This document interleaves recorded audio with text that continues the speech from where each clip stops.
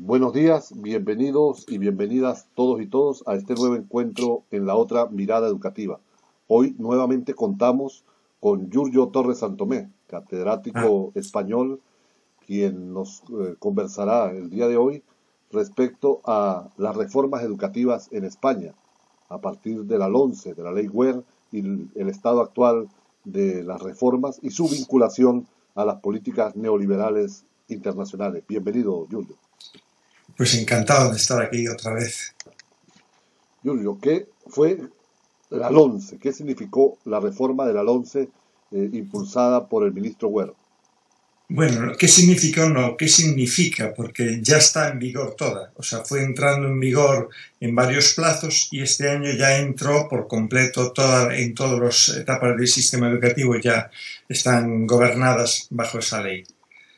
Esa es una ley, el ejemplo claro de lo que son las políticas de globalización neoliberal y cómo se van poniendo esas mismas filosofías y medidas, es decir, cómo el sistema educativo también está entroncado dentro de los otros subsistemas que forman todo lo que es un gobierno, ¿no? Es decir, una de las cosas que a mí me gustaría también reflexionar sobre ella es que tenemos que ser conscientes de que el Ministerio de Educación no es el único ministerio que gobierna un país, sino que el gobierno de un país está constituido por un conjunto de gobiernos. Si tú miras lo que hace ese gobierno, verás cómo en todos los ministerios tomaron decisiones de un calado enorme, hicieron una legislación completamente nueva, todas con la misma filosofía. Y si tú analizas lo que pasó, las medidas que sacó o las leyes que sacaron los ministerios de administraciones públicas, de justicia, de sanidad, de trabajo, todos. Y todo el mundo estamos criticando y todos estamos viendo cómo nos aplica la misma medicina, por así decirlo. Y si están regidos esos gobiernos y guiados por esas ópticas de lo que es el neoliberalismo, pues lo que van a hacer es realidad esos principios también en el sistema educativo. Y al sistema educativo le van a encargar lo va a sufrir en dos dimensiones. Una, lo que significa los procesos de privatización. Eso es muy visible, etcétera, ¿no? Es decir, si el neoliberalismo lo que quiere es que el Estado desaparezca en lo que puede competir con lo que pueda ser cualquier actividad de negocio, pues lógicamente las grandes líneas de negocio que el estado de bienestar, no los estados socialistas, sino el estado de bienestar, venía manteniendo dentro de ese capitalismo era que, bueno, los sistemas de sanidad eran fundamentalmente públicos. Nosotros tenemos una sanidad que es realmente muy buena, a la que también le hicieron la misma política que le están haciendo al sistema educativo. Otra era el sistema educativo, otra era el sistema de pensiones, todo ese tipo de lo que era el estado de bienestar. Todo eso se viene abajo y ellos privatizan todo. Entonces, las medidas que va a tener esta ley es a ver cómo podemos privatizar la educación. Y para privatizar la educación lo van a hacer fundamentalmente sobre la base de un discurso, que es la construcción y amplificación y exageración de que el sistema educativo público es de mala calidad.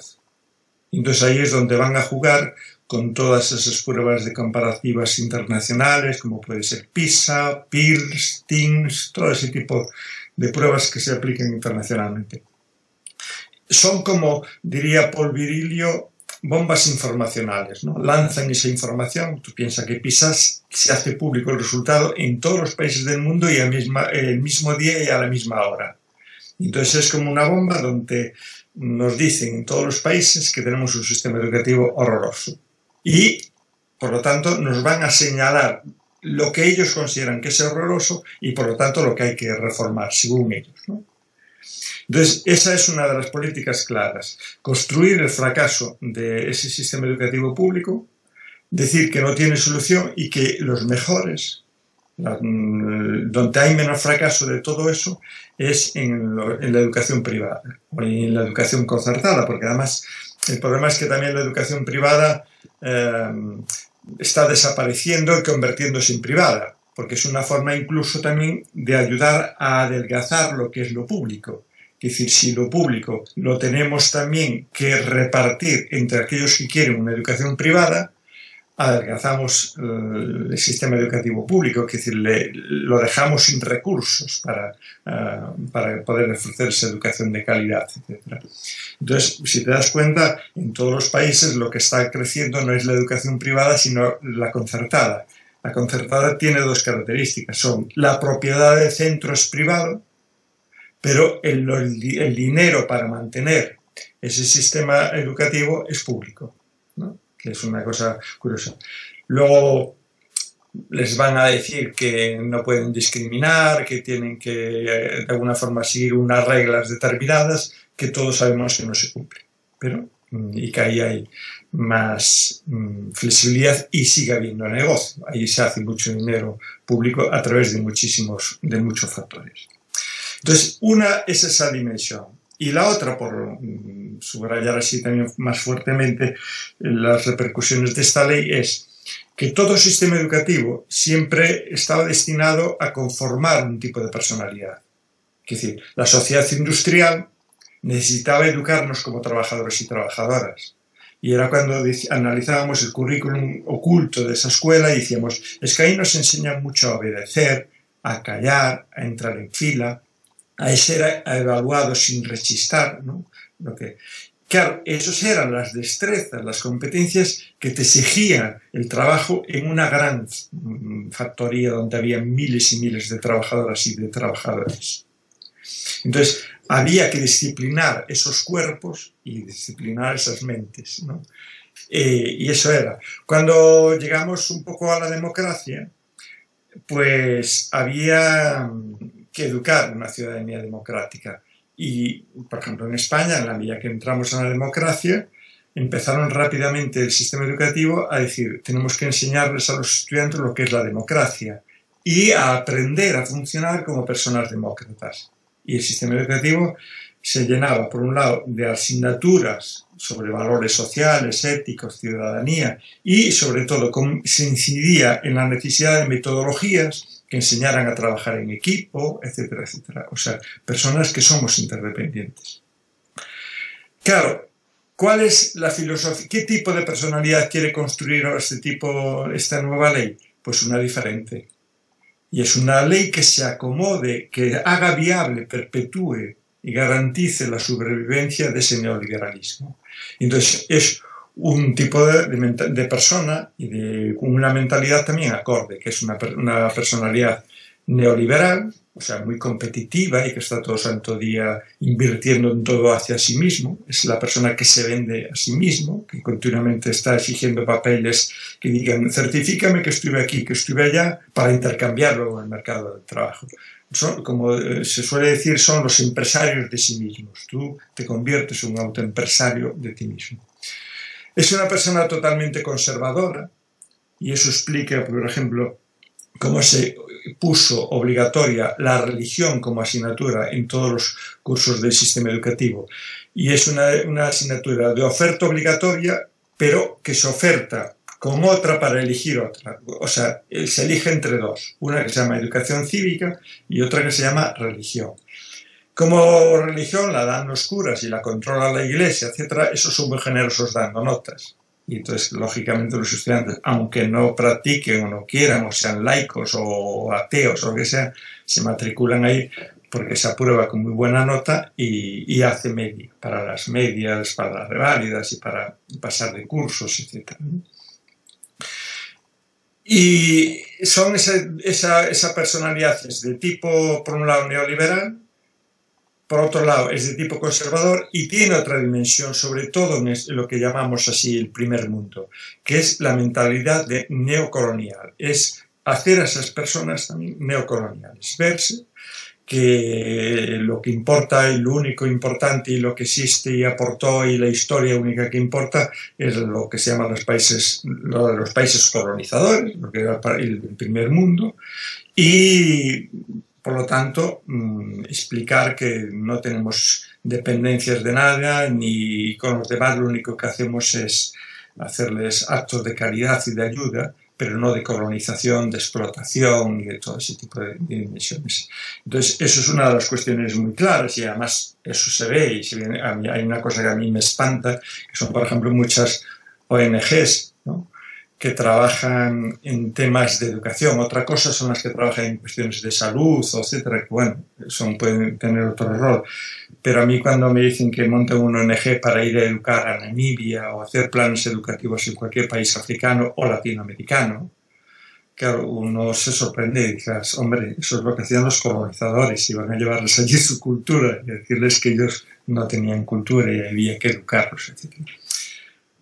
Por ponerlo en ese eslogan así de cuatro características que tiene esa personalidad y que luego todo el currículum que va a hacer el sistema educativo lo va a visibilizar muy fácilmente. Es consumir ese homo económicos, ese homo consumens, ese tonto racional que decía y dice Amartya Sen sobre algunas características de ese tipo de personalidad. Pero es también el homo debitor, el ser humano endeudado.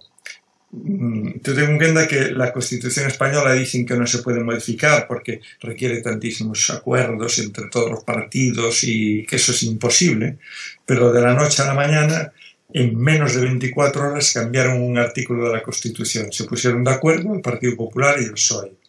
Y ese artículo era la obligación de pagar las deudas antes o sea, a la hora de hacer un presupuesto de un país, lo primero es pagar lo que tú debes a los bancos extranjeros, a los países extranjeros, a los gobiernos de los países extranjeros. Mejor dicho, a los bancos, más que a los gobiernos, ¿no? Fíjate. Y eso, además, tuvo una repercusión, y es que, de repente, PISA empezó a evaluar una materia nueva frente a las tres clásicas del lenguaje, las competencias matemáticas y las competencias en la educación científica. Es la educación financiera, claro. Que no es la educación económica, que es la que me gustaría a mí.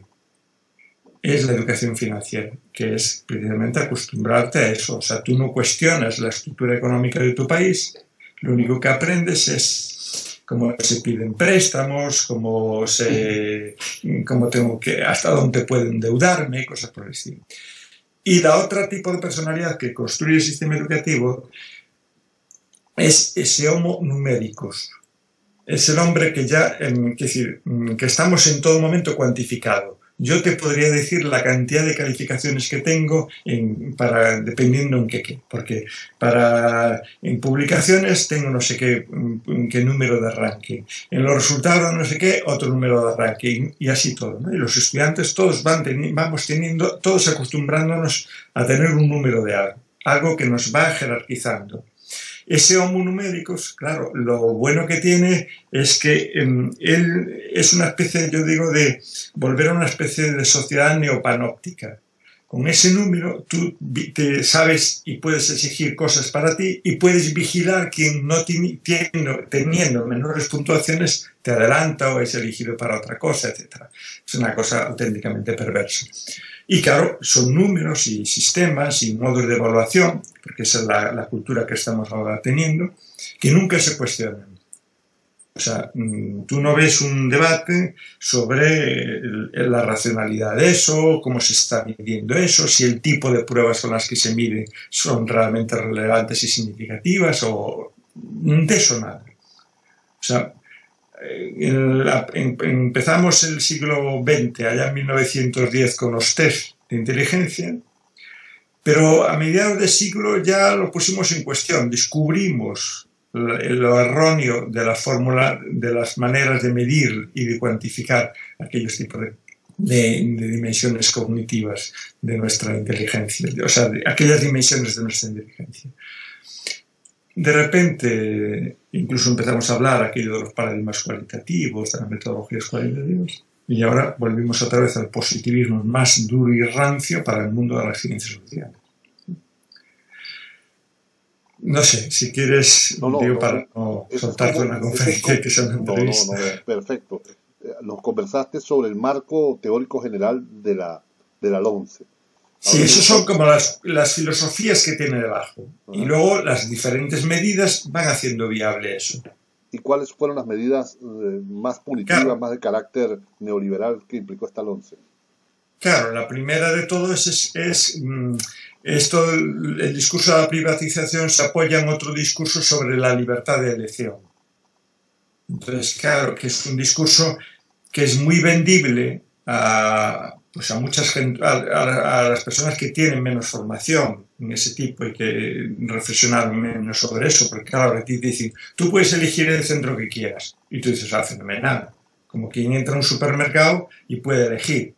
Claro, de repente te dice, bueno, yo entro en un supermercado, puedo elegir, pero solo entre estos productos porque aquel otro producto ya me cuesta mucho. Entonces, la elección requiere de saber qué condiciones económicas tienes, pero sobre todo, en nuestro caso aquí, significa sobre qué base, con qué argumentos elige una familia y dice que este centro es mejor que este otro. ¿Dónde está el debate sobre lo que es un buen centro educativo? Eso no lo hay. Entonces, ¿dónde van a hacer la trampa? Hagámosla sobre los resultados de los estudiantes en las pruebas X.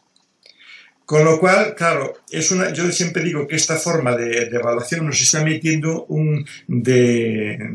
ahí oculto un principio que es totalmente erróneo y peligrosísimo.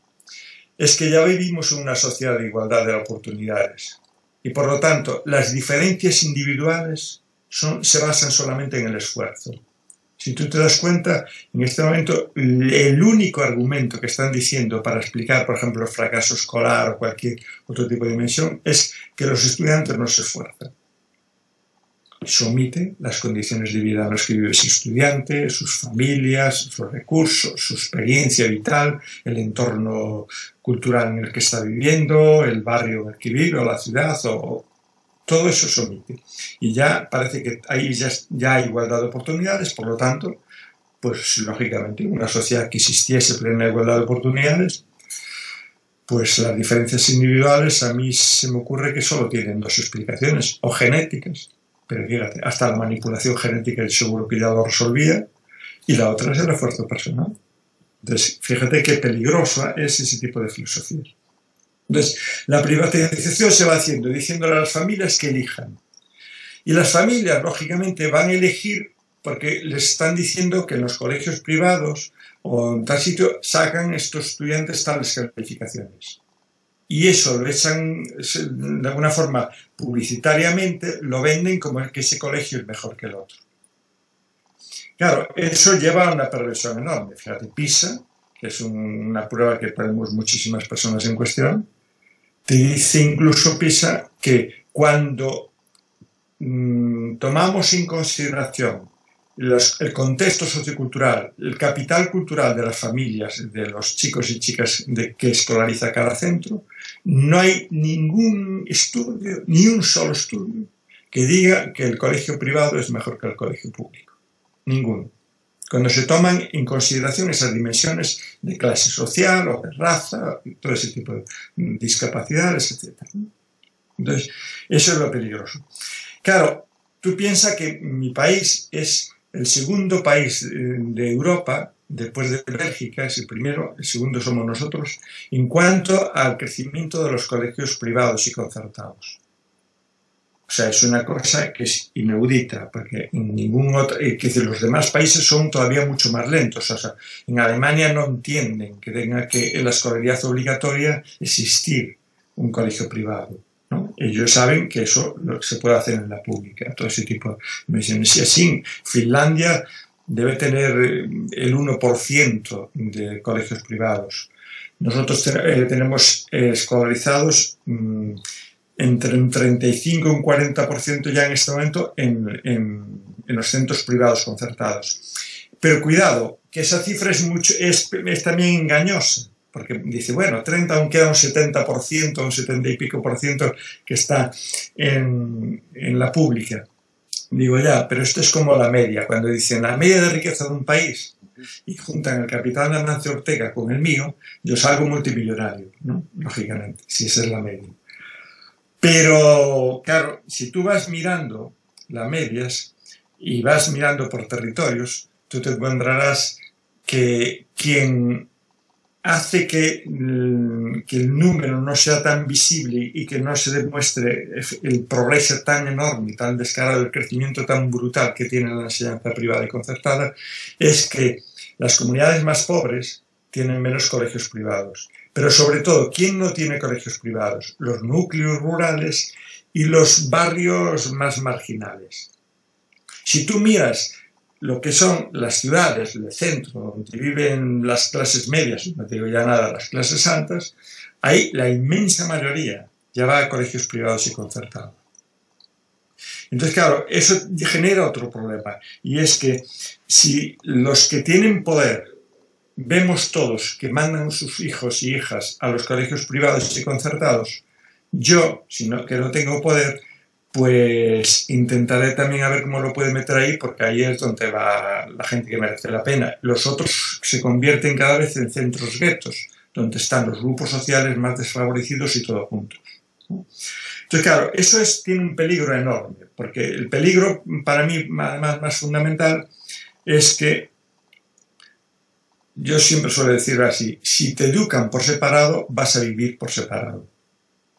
El problema es que si segregamos, si educamos cada colectivo social por separado, en este momento, en el siglo XXI, en Europa, no tenemos ni un solo espacio en el que esas personas que son diferentes puedan estar juntos. El único espacio de socialización que existe en este momento es la institución escolar. Los demás ya están todos privatizados. Y ahí ya van por grupos. Funcionan, como suelo decir yo, como clubes.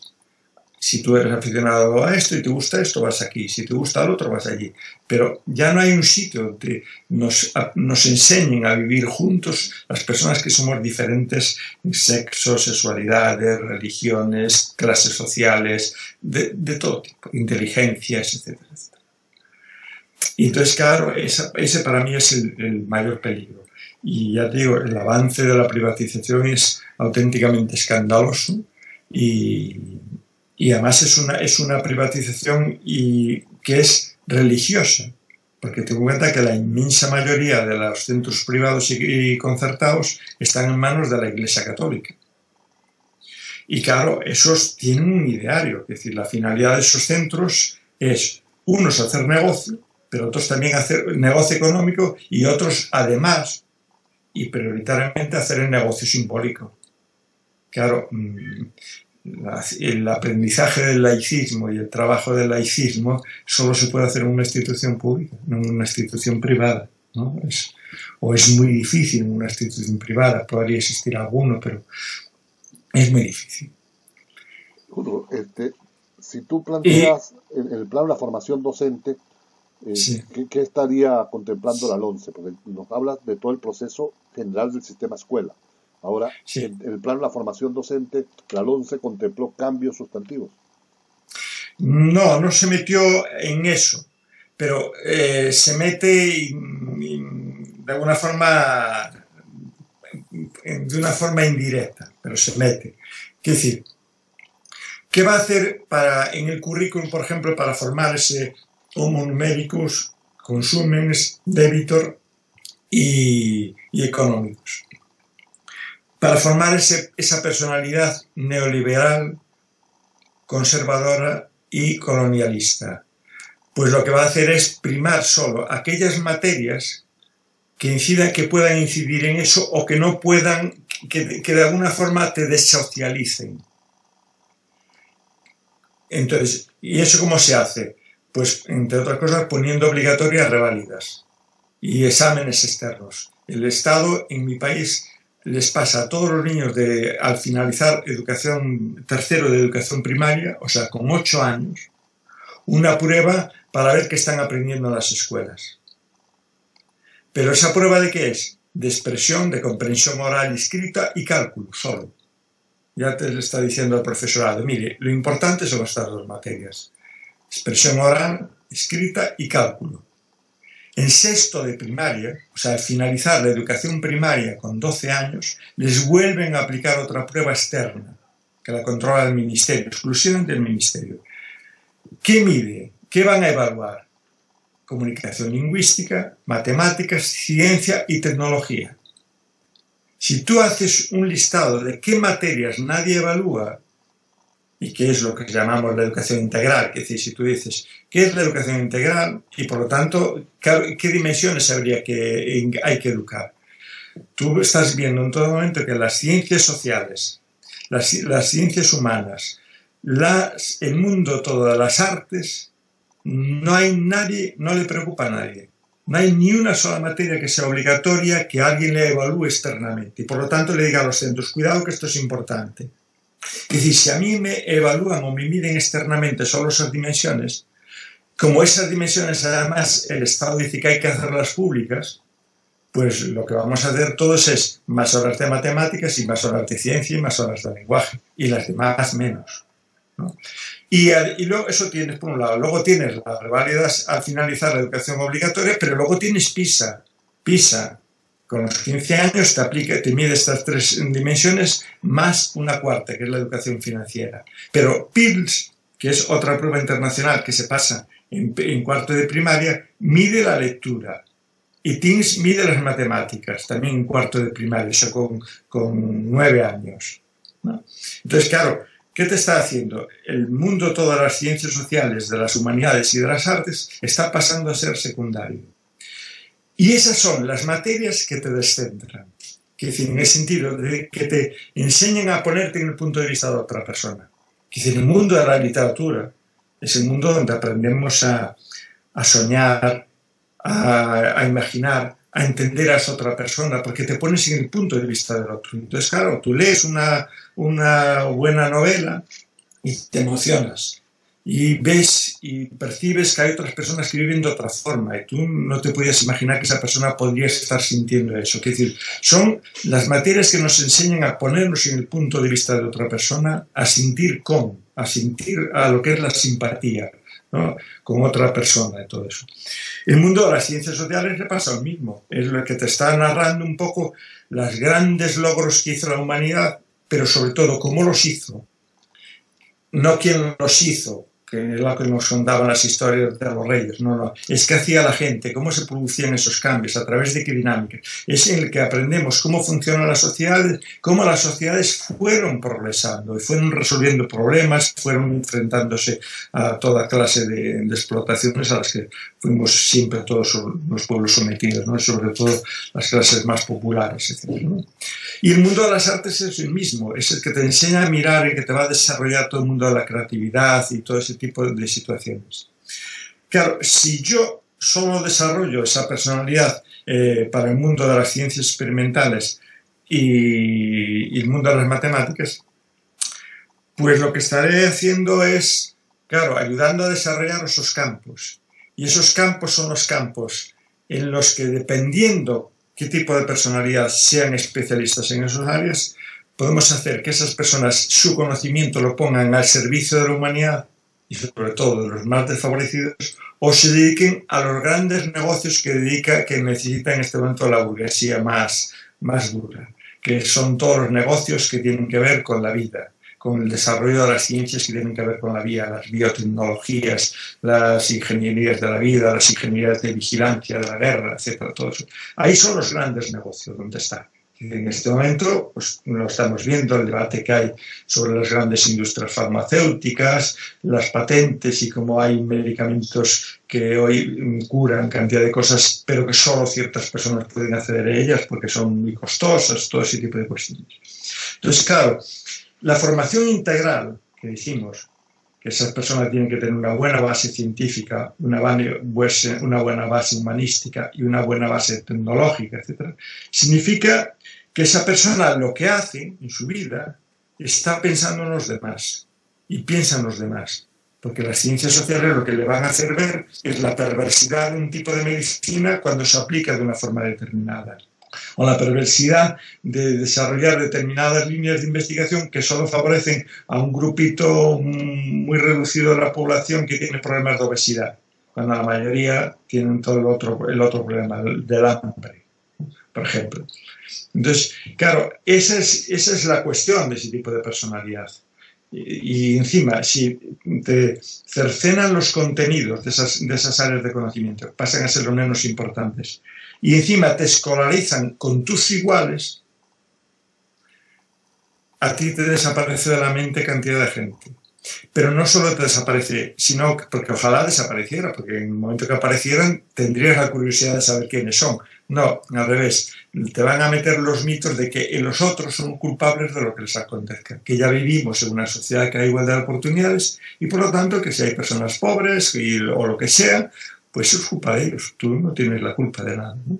Entonces, esa es la dimensión también neocolonizadora. Tú ten en cuenta que el primer mundo solo puede llevar el ritmo de vida que lleva y en la medida que lo haga explotando como está haciendo a todos los otros países del mundo. Entonces nosotros podemos comprar prendas de ropa a un precio ridículo, pero a alguien se lo están pagando mal. Lo que tú planteas reconfigura el ejercicio de la profesión docente. Pero claro, todo eso va a incidir en la profesión docente, es decir, que es que te van a enseñar, pues, claro, para pasar esas pruebas. Es decir, en los sitios donde hay test, donde hay pruebas de ese tipo, es decir, en España en este momento hay un desconcierto enorme y los estudiantes y profesores están todos muy nerviosos este año. ¿Por qué? Porque este año entran en vigor dos tipos de pruebas. Las reválidas al finalizar la escolaridad obligatoria y la reválida para entrar en la universidad. Y es la que depende de todo. El nerviosismo es ¿en qué van a consistir? Claro, porque en los otros exámenes anteriores que hay, por ejemplo, que se llamaba de selectividad, pues ya vimos cómo distorsionó el último año de lo que era el bachillerato.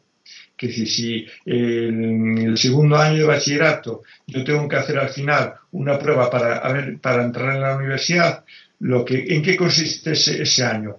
Exclusivamente en preparar y en entrenar en trucos al alumnado para pasar ese tipo de pruebas específicas que hay allí. Entonces el profesor te dice, este tema no lo vamos a explicar de otra forma, mira, vamos a hacerlo de esta forma, que esto es de la forma con la que podéis aprobar, ¿no? Entonces, toda prueba externa lo que hace es obligar a que la práctica que hay dentro sea una práctica destinada a que esa prueba se pase. Entonces, claro, esa es la dimensión fundamental que hay. Entonces, en la formación de profesorado no hubo un programa específico, pero si todo el mundo está hablando con los mismos lenguajes, estas mismas materias van a parecer importantes, pero hay otra dimensión importante que todavía está creciendo, pero yo creo que en la mayoría de la gente todavía no cayó en la conciencia de lo que es eso. Y es que, bueno, la universidad hay que privatizarla. Y si no la privatizas, ¿qué hacen? Pues convertirla en algo que no merece mucho la pena. En este momento en España es muy significativo, por ejemplo, cómo los hijos e hijas de las clases sociales más altas ya abandonaron las universidades españolas. Si tú miras por clases sociales quienes están en las universidades, ya empiezas a ver cómo, bueno, por supuesto ya no es solo en las carreras de humanidades, letras y magisterio, lo que es el mundo de la educación, que ahí están las clases populares, por supuesto, sino que las otras también están empezando a abandonar y se van a universidades extranjeras o a centros privados especiales que ya están haciendo en colaboración con fábricas que luego a su vez los recolocan, ¿no? Tú ves los grandes bancos, los grandes medios de comunicación están ofertando títulos con los que luego seleccionan a la gente que van a trabajar ahí, ¿no? Entonces, para mí es muy peligroso el crecimiento de las universidades privadas que se está dando, que es un crecimiento asombroso y que se hace también sobre otra base, es recortar los presupuestos de la universidad pública. O sea, la universidad pública llevamos una década que nos pegaron unos recortes, pero brutales, y siguen pegando esos recortes brutales. Claro, con lo cual la calidad de los servicios y lo que ofertas se tiene que resentir de alguna forma, aunque hay un compromiso ético de hacer todo lo mejor posible, etcétera, pero realmente no podemos obviar que los presupuestos que tenemos para dotar de bibliotecas, laboratorios, se redujeron de una forma escandalosa. La posibilidad de contratar al profesorado está súper reducida, ¿no? Nos aumentaron el número de horas de dedicación, de todo, ¿no? Entonces ahí hay un problema muy, muy grande. Y por otro lado hay otro problema, y es que en esa introducción de las de las universidades privadas, también empieza a aparecer ya pues lo que ya habíamos que había en otros países, como puede ser, por ejemplo, Estados Unidos, ¿no? Como las grandes fundaciones en las que están metidos pues esas personalidades que todos conocemos, Bill Gates y todo ese tipo de personas, y los grandes bancos, están ya creando centros para formar ellos a la gente. Y entonces están, y claro, uno de los negocios que ellos ven es precisamente la formación de profesorado, que lo pueden formar en eso, es decir, están metiendo en, es decir, si yo estoy haciendo ese ser humano empresarial, lo que voy a hacer, y estoy reduciendo todo eso es el mundo de las ciencias sociales, humanidades y artes, necesito también un modelo de gestión de ese centro y de que la docencia y todo lo que se haga en ese centro responda a otro tipo de filosofía. ¿Qué nos están diciendo? Los centros educativos funcionan mal porque están mal dirigidos. No están, es el eslogan que te están. Y el problema está en la gestión de esos centros. Y se necesita, por lo tanto, una dirección de centro que dirija, más vertical, ¿no? Y de hecho, uno de los artículos que introduce novedosos la 11 es que la elección del director o la directora del centro y del equipo que gestiona el centro no se hace de forma democrática. Escuchan al centro, pero quien toma la decisión es la administración. Ellos eligen a quienes les da la gana. ¿Y eso cómo se traduce en la formación? Pues es incorporar el modelo del Master Business Administration, el modelo de la dirección de empresas, de lo que se está impartiendo en las facultades de económicas y en las escuelas de business privadas, traspasarlo también al sistema educativo. Y de tal forma que incidir en ese tipo de gestiones y menos en todas las otras dimensiones, y mucho menos en la dimensión de educar a esa ciudadanía, de esa persona, de educar. Educar a la ciudadanía significa educarnos a todos siendo conscientes de que somos ciudadanos, o sea, seres interdependientes, que dependemos unos de otros y que las decisiones que tomamos a título individual repercuten en los demás. Eso es importante. Ahora pasamos de ser ciudadanos a pasar clientes. Claro, el cliente sigue una lógica económica. Tú eres cliente y por lo tanto recibes servicio y tienes derecho en función de tus recursos económicos, exclusivamente. La ciudadanía obvia todo eso y dice, no, aquí todos somos iguales, tenemos todos los mismos derechos. Ante este panorama terrible de ataque a la educación pública, porque en el fondo es un ataque a la educación pública, nos gustaría que nos conversaras sobre las resistencias. Escuchamos hablar de un foro de Sevilla, de cómo se reconfiguró en un foro por la otra política educativa. Hay resistencia del sector magisterial, de sectores sindicales, de los padres y representantes. Cuéntanos de las otras alternativas y de las resistencias a esta política. Sí. No, las resistencias son muy fuertes, ¿no? La prueba es que, fíjate, esa ley se aprueba en el Parlamento y por primera vez una ley educativa solo la aprueba un partido político, que es el Partido Popular, el partido de gobierno, que tenía mayoría absoluta y por lo tanto la logró sacarle solo. Pero nadie más la aprobó. Y al revés, o a mayores, todos los otros partidos parlamentarios llegaron a un acuerdo de que cuando cambiase el gobierno, lo primero que hacían era suprimir y anular la 11. Imagínate eso. ¿Y eso por qué se produce? Porque hay una movilización enorme. Y que es una movilización además que tuvo, yo no sé si imagino que algunas noticias os llegaron por fuera, porque eso fue importante, porque coincidía también 15M con todo ese tipo de situaciones. Y es que de repente educación se puso, las protestas en educación llevaban como uniforme, por así decirlo. Tenemos una camiseta verde con un eslogan que es una escuela pública de todos y para todos y todas, ¿no? Y entonces se los conocía eso por las mareas. La marea verde era cuando vías una manifestación que iban todos de verde con esa camiseta, dices, esos son todos docentes, profesorado o familias que están protestando por la educación. Ese mismo modelo lo fueron aplicando, se fue extendiendo a todos los otros cuerpos del Estado y administraciones del Estado. Es decir, de repente oiríais hablar también de que en España había manifestaciones de las mareas blancas. Eran los mismos que iban, en vez de llevar vestido de camiseta verde, llevaban una camiseta blanca. ¿Quiénes eran? El personal todo de medicina, enfermería, médicas, médicos, todo ese tipo de personas y personas comprometidas con la sanidad. Y así todo era, cada administración, los de justicia tienen otro color, los de mundo económico tenían otra, hasta los estudiantes que tenían que irse al extranjero porque aquí no tenían eso, tenían otro color, etc.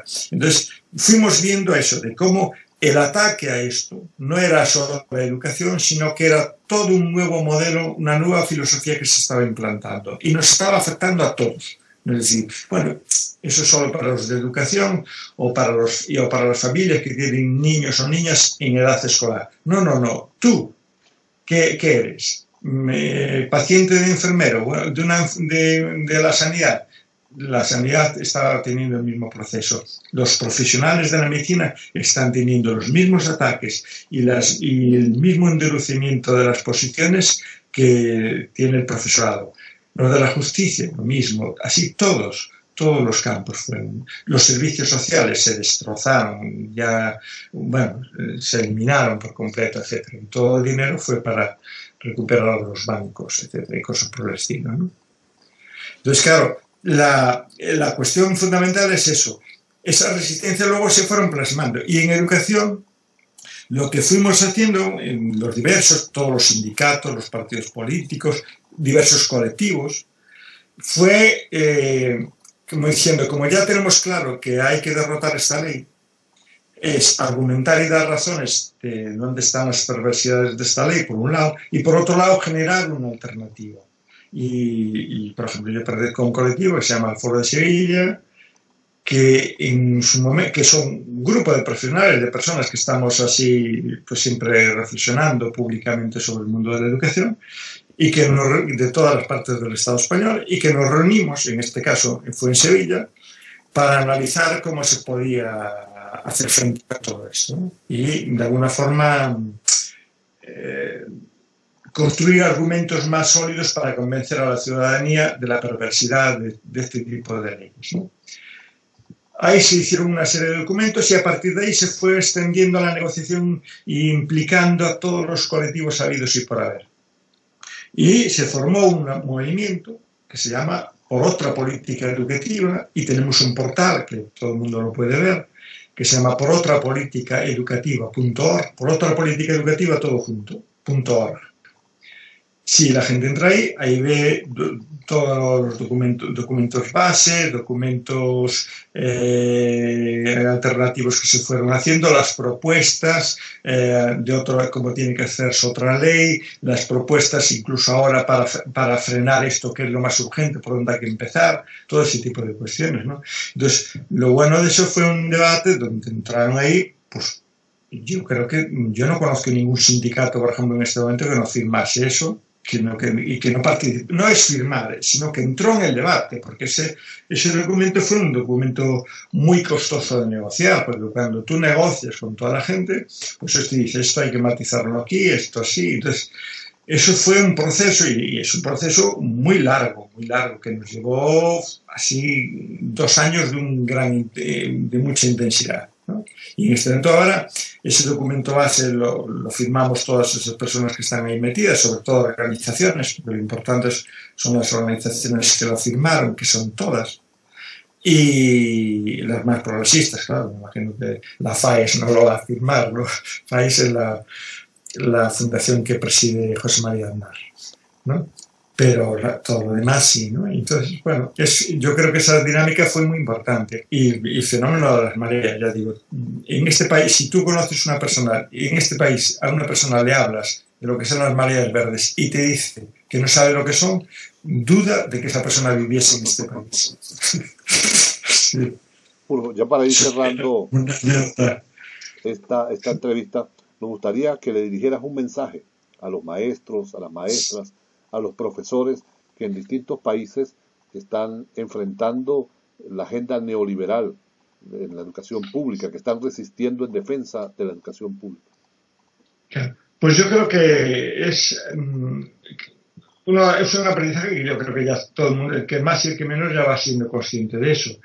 Que si vivimos en un país globalizado y las políticas son globales, necesitamos hacer resistencias globales. Eso está clarísimo. O sea, y eso, por lo tanto, que estamos viendo ahora en este momento, hay un país que está en plena efervescencia de lucha educativa, que es México, por ejemplo, ¿no? Todo el movimiento magisterial ahí es de un compromiso muy activo bueno, hay unas movilizaciones increíbles, movilizaciones en las que están pagando hasta con su vida, profesores, padres de familias y madres de familias, personas, estudiantes, etcétera, etcétera. Es decir, que ahí hasta los muertos, por desgracia, son demasiados, son muchos, aunque fuera solo uno, pero es que son encima demasiados, muchas desapariciones de estudiantes, como los de las escuelas normales, esos que desaparecieron, etcétera.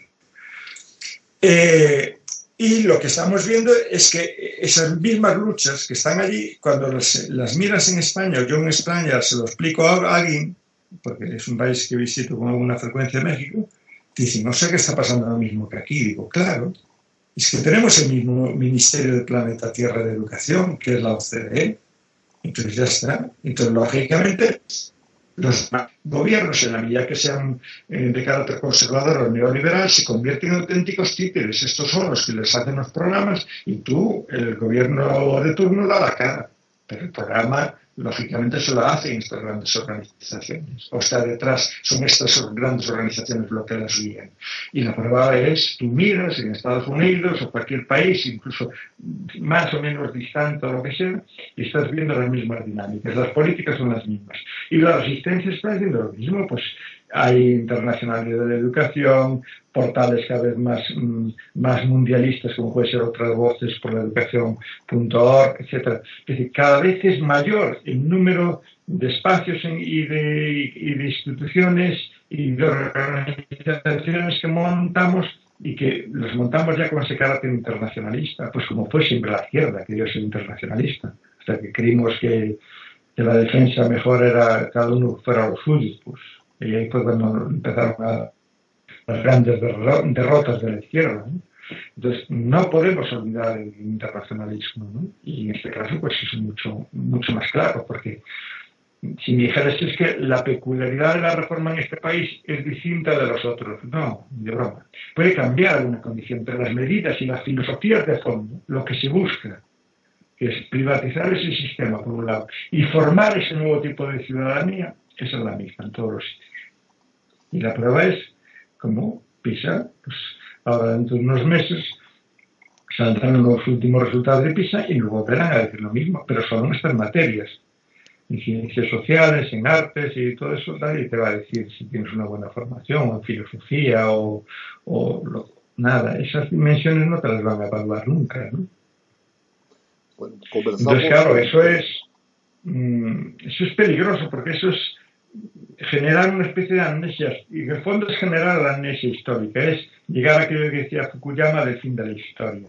Es decir, el fin de la historia, y este sistema político que veremos hoy nos está gobernando en la mayoría de los países de corte neoliberal, es el único posible, porque los demás parece que son imposibles, que son imposibles, que son sueños utópicos y te lo van a desprestigiar. Claro, en realidad, en ese momento, ¿para qué necesitas? Para nada. Ya llegamos al fin de la historia. Las ciencias sociales es que estamos en progreso y la realidad la podemos modificar en función de cómo la analicemos y cómo hagamos intervenciones sobre ella.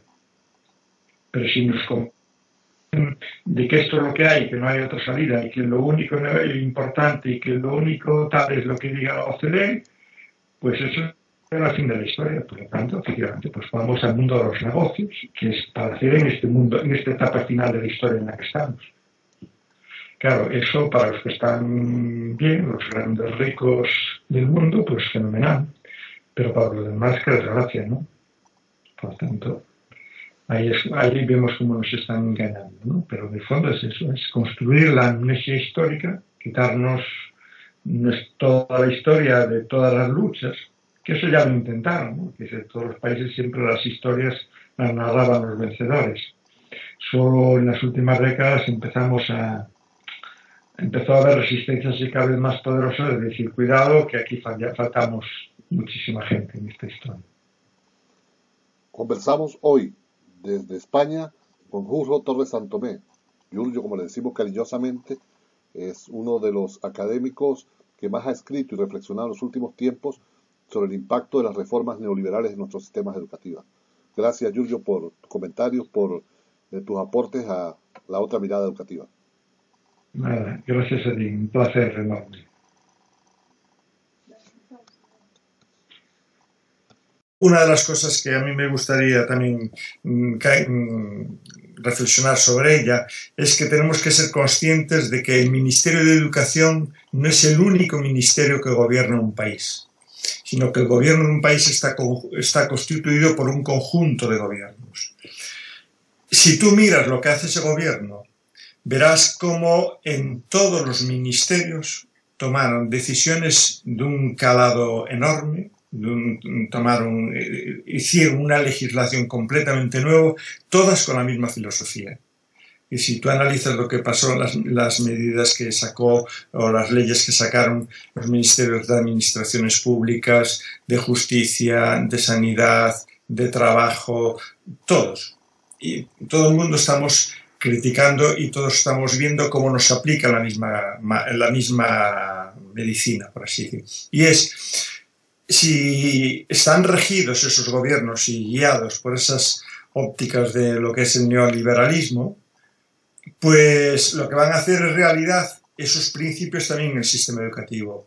Y al sistema educativo le van a encargar lo va a sufrir en dos dimensiones. Una, lo que significa los procesos de privatización. Eso es muy visible, etcétera, ¿no? Es decir, si el neoliberalismo lo que quiere es que el Estado desaparezca, en lo que puede competir con lo que pueda ser cualquier actividad de negocio, pues lógicamente las grandes líneas de negocio que el estado de bienestar, no los estados socialistas, sino el estado de bienestar, venía manteniendo dentro de ese capitalismo era que, bueno, los sistemas de sanidad eran fundamentalmente públicos. Nosotros tenemos una sanidad que es realmente muy buena, a la que también le hicieron la misma política que le están haciendo al sistema educativo. Otra era el sistema educativo, otra era el sistema de pensiones, todo ese tipo de lo que era el estado de bienestar.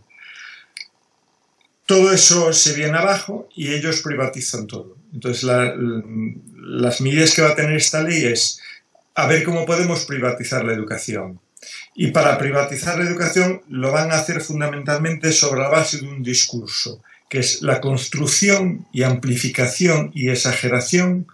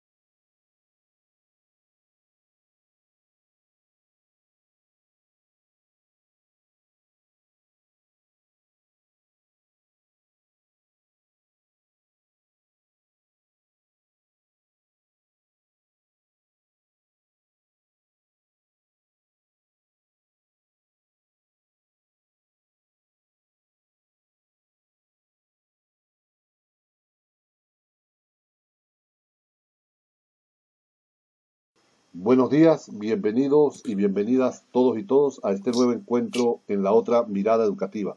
Hoy nuevamente contamos con de que el sistema educativo público es de mala calidad. Entonces ahí es donde van a jugar con todas esas pruebas de comparativas internacionales, como puede ser PISA, PIRLS, TIMSS, todo ese tipo de pruebas que se aplican internacionalmente. Son como, diría Paul Virilio, bombas informacionales, ¿no? Lanzan esa información, tú piensas que PISA se hace público el resultado en todos los países del mundo y el mismo día y a la misma hora. Entonces es como una bomba donde nos dicen en todos los países que tenemos un sistema educativo horroroso. Y, por lo tanto, nos van a señalar lo que ellos consideran que es horroroso y, por lo tanto, lo que hay que reformar, según ellos, ¿no? Entonces, esa es una de las políticas claras. Construir el fracaso de ese sistema educativo público, decir que no tiene solución y que los mejores, donde hay menos fracaso de todo eso, es en la educación privada o en la educación concertada, porque además el problema es que también la educación privada está desapareciendo y convirtiéndose en privada, porque es una forma incluso también de ayudar a... Julio Torres Santomé, catedrático español, quien nos conversará el día de hoy respecto a las reformas educativas en España, a partir de la LONCE, de la Ley Wert, y el estado actual de las reformas y su vinculación a las políticas neoliberales internacionales. Bienvenido, Julio. Pues encantado de estar aquí otra vez. Julio, ¿qué fue la LONCE? ¿Qué significó la reforma de la LONCE impulsada por el ministro Wert? Bueno, ¿qué significa o no? ¿Qué significa? Porque ya está en vigor toda. O sea, fue entrando en vigor en varios plazos y este año ya entró por completo en todas las etapas del sistema educativo, ya están gobernadas bajo esa ley. Esa es una ley, el ejemplo claro de lo que son las políticas de globalización neoliberal y cómo se van poniendo esas mismas filosofías y medidas, es decir, cómo el sistema educativo también está entroncado dentro de los otros subsistemas que forman todo lo que es un gobierno, ¿no? Es decir,